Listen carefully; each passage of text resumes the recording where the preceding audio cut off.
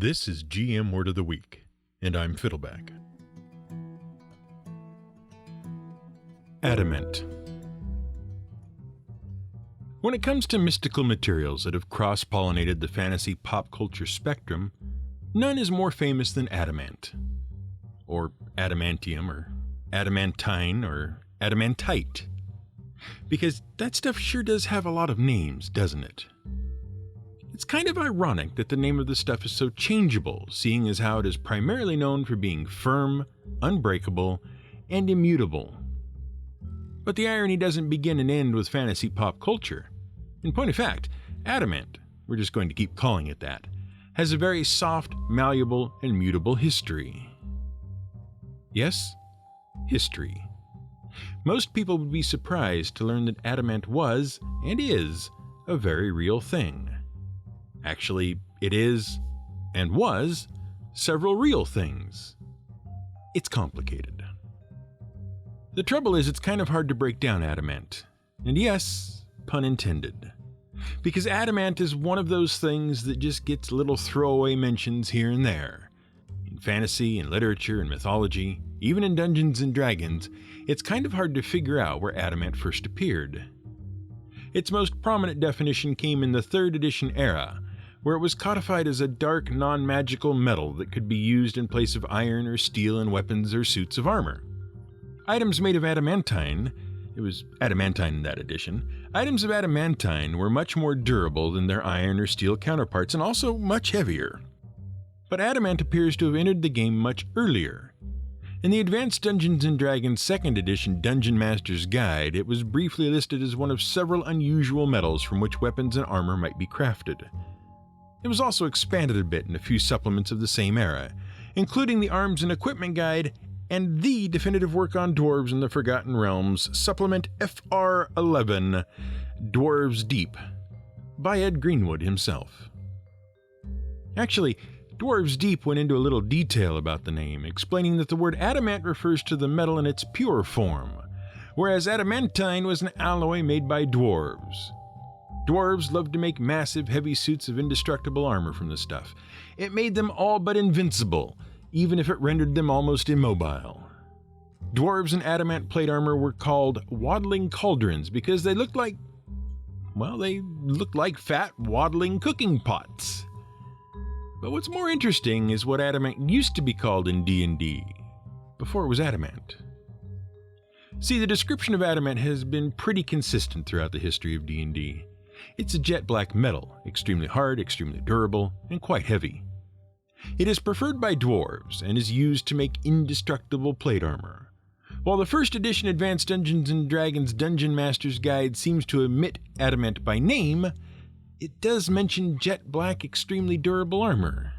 Specifically, it notes that whenever the heroes discover magical armor of a certain level of power, the GM should assume the armor is made of black meteoric iron. And in later editions of D&D, some descriptions have implied that adamant is meteoric iron. That is, iron from meteors. Space iron.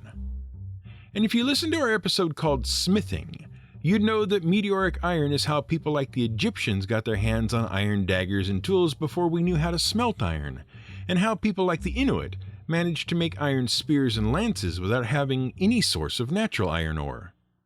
And without meteoric iron, we'd never have gotten the Iron Man. No, not Iron Man. We're not talking about Robert Downey Jr., and we aren't talking about the Black Sabbath song either. A song that, incidentally, has nothing to do with billionaire industrialist Tony Stark. The song is actually about an astronaut who travels to the future and discovers that mankind is doomed to destruction. Unfortunately, the journey inadvertently turns him into solid iron, and he is unable to tell anyone what he saw. And when his attempts at communication are ignored, the titular Iron Man flies into a rage and destroys humanity, becoming the very apocalypse he foresaw. And while the idea of time-traveling robots inadvertently causing the disasters they are trying to prevent sounds like it belongs in a movie franchise starring Arnold Schwarzenegger, the entire story was actually written specifically for the song by John Michael Osborne and Terrence Michael Joseph Butler. we might know better as Ozzy Osbourne and Geezer Butler, the lead vocalist and bassist respectively of the 1970s British heavy metal band Black Sabbath. Apparently, after hearing the guitar riff for a song the band was working on, Osbourne commented that the song sounded like a big guy stomping around in metal boots. This prompted Geezer Butler to write the aforementioned story. However, the Iron Man we're talking about is a small statue that probably wasn't made by Tibetan Buddhists, that probably isn't 1,000 years old, that probably wasn't looted by Nazi agents in the 1930s, but was most definitely carved out of a meteorite. See, back in 2007, this 10-inch statuette depicting an ancient Buddhist king, Vaisravana, appeared at a German auction. The statuette was made of solid iron and intricately carved. It had apparently been looted from Tibet by Schutzstaffel agents. Now, Schutzstaffel is a German word that means defense squad, but you probably know them better as the SS. The SS were the elite military arm of Adolf Hitler's National Socialist German Workers' Party. That's right, the Nazis. So what were they doing in Tibet? Well, that's actually an interesting story. In 1929, Heinrich Himmler was appointed by Adolf Hitler to head the SS. And Himmler was a bit obsessed with the ideology of the Nazi Party and proving that the Aryan race was the superior race, destined to rule over all of mankind. Himmler dispatched SS agents all across Asia to search for the true origins of the Aryan master race. And in India and Tibet, they looted many mystical and religious artifacts to that end. This is the origin, by the way, of certain stories about how the Nazi Party was obsessed with the occult and magical artifacts, and how that made trouble for folks like Henry Jones Jr. and Captain William Joseph Blaskowitz. But we digress. After scientists examined the so-called Iron Man, they concluded that it was carved from a bit of debris from a meteor. And in fact, the specific type of iron in the statue was rare enough that they could pinpoint the exact meteor it came from. It came from a meteor that exploded and scattered debris across the glaciers covering northern China and Russia some 10 to 20,000 years ago. Pieces of the meteor were discovered along the Chinga River in 1914, and so many pieces of this meteor have been found since that you can still buy bits of it today for under $200 if you know where to look. It's called the Chinga meteor, if you feel like looking into it. The scientists further discovered that the statue had likely been carved sometime in the late 20th century. Yes, sadly, the Iron Man was a fraud. But it really was made out of a meteor. And the story is not actually that ridiculous. See, Tibetan Buddhists have been carving stuff from meteorites and tektites since the 7th century of the Common Era. They even have a name for this stuff. It's called Thogcha, from a Tibetan phrase that means lightning iron. Oh, and by tektites, we don't mean the spider-like enemies that have plagued the land of Hyrule since 1986. We mean spheres of mineral glass that are formed whenever a meteor hits the ground and melts the sand and rock around it. Those are called tektites. But we digress. It's funny that we ended up talking about Iron Man, though, because honestly, most geeky folks in the know don't think of adamant as black, meteoric iron smelted by dwarves at all. Honestly, thanks to Stan Lee of Marvel Comics, people think of adamantium as an indestructible silvery metal grafted onto the skeleton of James Howlett, a.k.a. Logan, a.k.a. Wolverine. Though, actually, Wolverine is not really thanks to Stan Lee. Lee just created a place for him. See, early in the 1960s, Marvel Comics editor and writer Stan Lee and artists, including Jack Kirby, had taken their superhero comics in a different direction. The comics had become focused more on character-driven stories and interpersonal conflict than on action and adventure. And this focus was due to some important changes that had taken place in the comic books industry. See, comics became remarkably popular during World War II in the United States. They provided cheap, portable entertainment to soldiers overseas. But after the end of the war, superhero comics went into a decline. Instead, comic books began to focus on crime stories, horror stories, and romance. But just as happened with Dungeons & Dragons later, several controversies arose about the connection between comic books and juvenile crime. Fearing government regulation after a prominent psychologist testified before the Senate about the impact of comics on impressionable children and teenagers, comic publishers instituted the Comics Code Authority. The CCA was essentially a form of voluntary self-censorship, banning depictions of gore, violence, sexual content, and also any disrespectful depiction of authority figures. That pretty much destroyed all of the crime drama, horror, and romance comics. And so the comic publishers began bringing back the superheroes.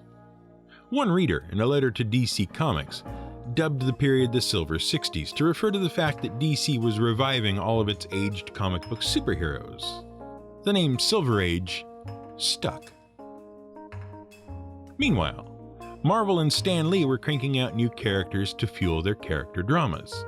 But Lee had grown tired and frustrated with the idea of inventing new origin stories for every new hero. He wanted one origin that could explain whole bunches of heroes. And with America entering the atomic age, and the idea of radiation and mutation capturing the imagination, he went with the idea of random genetic mutations giving otherwise normal people superpowers. And that became the basis for his series X-Men: The Strangest Heroes of All.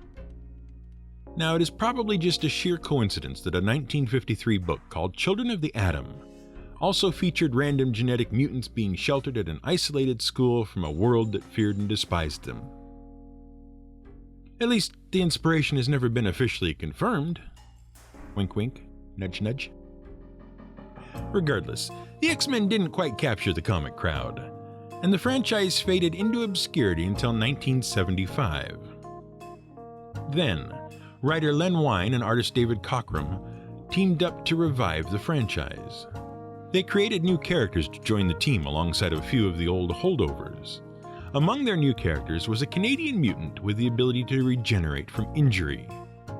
The character, Wolverine, had also had the indestructible metal, adamantium, grafted to his bones by a mysterious covert agency. The surgery, which he could only survive due to his healing powers, also included long, dagger-like retractable claws that extended from the back of his hands. Wolverine's mysterious background and even his appearance were shrouded in secrecy and gradually revealed throughout the series, and he became the most popular character in what became one of Marvel's most successful comic franchises to date. But that hardly counts as fantasy. I mean, it is a fantasy, but it certainly isn't part of what we call the fantasy genre. And even though X-Men made adamantium a household word, assuming you live in a particularly geeky household, another famous geeky franchise also had its own spin on adamant. And it preceded both Dungeons & Dragons and the X-Men. And interestingly, it depicted adamant as neither a ferrous black metal, nor a silvery smooth metal. Heck, it wasn't depicted as a metal at all. See, adamant makes an appearance in the land of Middle-earth, according to the writings of J.R.R. Tolkien in the example of the fantasy genre, the Lord of the Rings series. It just doesn't make much of an appearance. It's one of those things that Tolkien only occasionally mentions, but one of those mentions is prominent enough to be memorable. Galadriel, the elven lady of Lothlorien, wears Nenya, the adamant ring. See, if you somehow don't know the story of the Lord of the Rings, it basically comes down to this. There was this elf lord, Sauron, and he was a magical craftsman. So he made a whole bunch of very powerful magic rings, and he gave them away as gifts to the rulers of the elves, the dwarves, and the humans, so they could create great works with them. It seemed like he was just being a nice guy, but really he wanted to rule the entire world. He secretly made a special ring for himself that would allow him to bind and control those who wore the other rings. The One Ring, to rule them all. The human kings were corrupted and enslaved by Sauron as wraiths. The dwarves lost or destroyed theirs gradually, and the elves kept them and used them and resisted Sauron's will. Because Tolkien thought elves were just the baddest of badasses. Anyway, Galadriel ended up with a ring named Nenya. It was made of silvery mythal, and in it was set a translucent white stone, like a diamond. A stone made of adamant. Yep, in Middle-earth, adamant is an indestructible gemstone. You see what we mean when we say that adamant has a bit of an identity problem? But that's not just fantasy's fault. See, adamant has always had an identity problem. Yes, adamant is a real thing. Sort of. The word adamant comes from the ancient Greek word adamantos, and it means unworkable, unyielding, or untamable. And that word carried over into Latin. It became adamans, and it gradually morphed through medieval Latin and French into diamant. And from that, we get the word diamond. Mystery solved, right? Adamant is diamond, right? Tolkien is right. Gygax and Marvel were just making stuff up. Well, no. Because from adamantos we also get another word. The word is adamant. It means stubborn and hard-headed. But in the Middle Ages, it also became the name for a black, iron-like metal with some very strange properties. See, as early as 600 BCE, folks in China discovered this strange black metal that was attracted to iron. For whatever reason, if you put this naturally occurring metal near iron, it would get stuck to the iron. This was lodestone. Lodestone is actually a type of iron oxide called magnetite. It's basically just an iron ore that also has natural magnetic properties. And what's interesting is that geologists aren't sure exactly how magnetite gets magnetized. See, generally, the way to make something magnetic is to put it near another magnet and heat it up. And to understand how that works, you have to understand what magnetism actually is. Magnetism is a byproduct of electricity. When electrical charges start moving around, they exert a force on other electrical charges. Now, the most common source of electrical charges are the aptly named electrons, which are tiny particles that surround atoms in a swirling cloud. And electrons are always spinning. It's that spinning that creates magnetic force. So why isn't everything magnetic?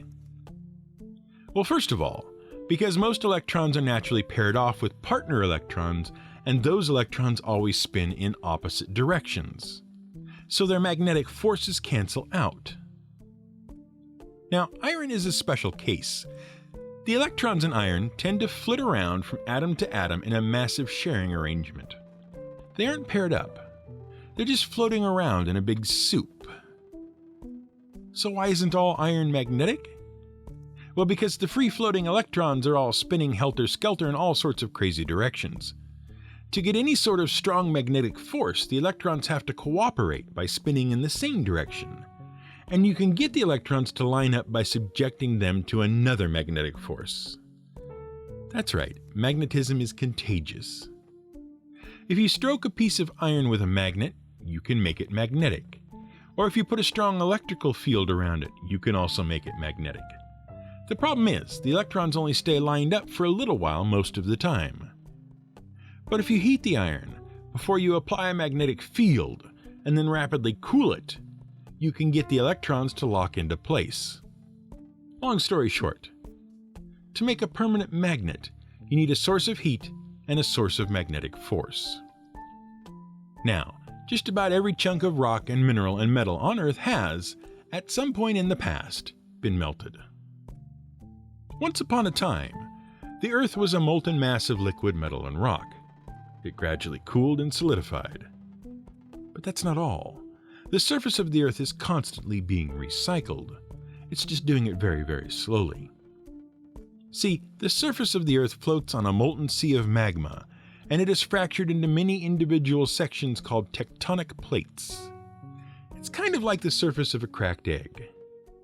And the plates are very, very slowly grinding against each other and pushing each other down into the magma. As the plates' edges are submerged, they melt down into magma.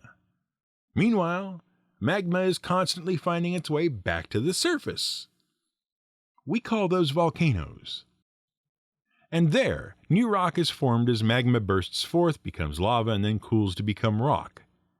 So we've got plenty of heating and cooling going on. As for magnetic force, well, the Earth is actually a giant magnet. It has a core of solid iron, and that core is spinning continuously. The problem is, it's an extremely weak magnet.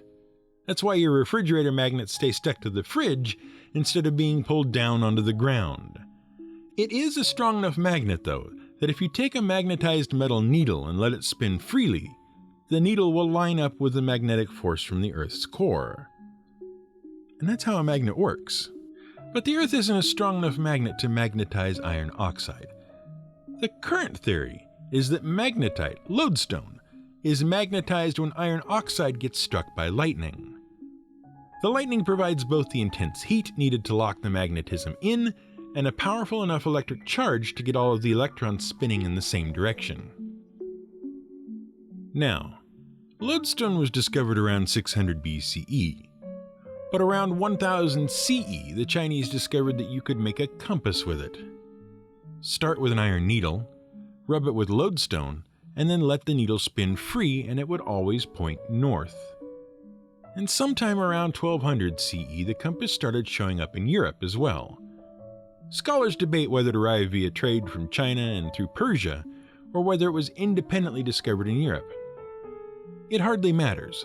The point is that once it became clear that the strange black metal could make compasses, it was given the name lodestone, L-O-D-E, being a Middle English word for guide. But before that, the strange black metal was apparently named adamant due to its hardness. And the reason it got the name adamant? Well, no one seems to be quite sure. But, and we're speculating here, it seems as if people forgot that adamant was the root for the word diamond. But they hadn't forgotten that adamant was a thing. See, the word adamant shows up a lot in mythology and classical literature, going all the way back to the ancient Greek days. The Titan Cronus wielded an adamant sickle against his father Uranus, and Perseus decapitated the Gorgon Medusa with an adamant sword. The smith god Hephaestus used adamant chains to bind the traitor Prometheus. According to some myths, Alexander the Great protected his lands from the ancient giants Gog and Magog by building a wall of adamant. Virgil described the walls and gates of the prison realm of Tartarus as being made of adamant, and on and on and on. Regardless of why, though, the point is that the hardest, most durable material known in any realm, earthly or fantastic, just refuses to pick one nice solid shape. For such a stubborn substance, it sure is wishy-washy. This has been GM Word of the Week. It's written and researched by the Angry GM and produced by me, Fiddleback. You can support us on Patreon at patreon.com/GMWordOfTheWeek. You can find more at gmwordoftheweek.com and theangrygm.com.